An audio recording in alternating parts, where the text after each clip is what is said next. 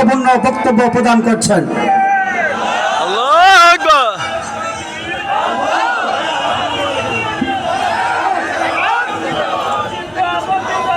আসসালামু আলাইকুম ওয়া রাহমাতুল্লাহি ওয়া বারাকাতুহু।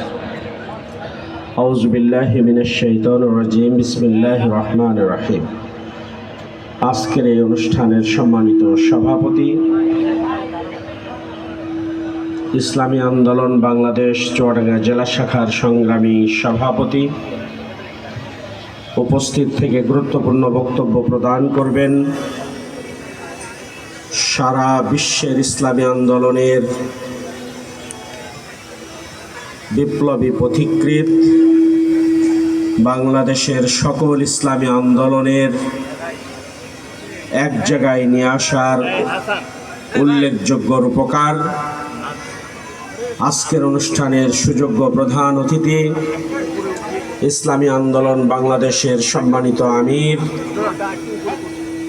হযরত মুফতি মাওলানা মোহাম্মদ রেজাউল করিম পীর সাহেব চরমনাই হুজুর আজকে আমাদের সামনে গুরুত্বপূর্ণ বক্তব্য দিয়ে আমাদের দিক নির্দেশনা প্রদান করবেন এই আশা রাখছি।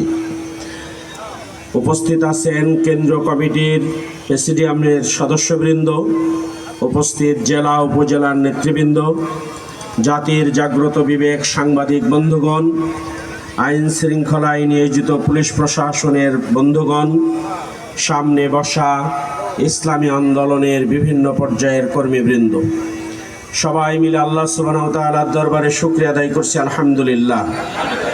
রাসূলুল্লাহ সাল্লাল্লাহু আলাইহি সাল্লামের উপর দরুদ ও সালাম পেশ করে বলছি সাল্লাল্লাহু আলাইহি সাল্লাম। আল্লাহ তাআলার কাছে আমরা সবাই মিলে একটি দোয়া করছি, আল্লাহ, বাংলার জমিনে ইসলাম প্রতিষ্ঠা হয়েছে, বাংলার জমিনে ইসলাম ইনসাফ প্রতিষ্ঠা হয়েছে, আল্লাহর আইন প্রতিষ্ঠা হয়েছে। এই দৃশ্য দেখে বাংলার জমিন থেকে বিদায় হওয়ার তৌফিক আল্লাহ তুমি আমাদেরকে দান করে দিও।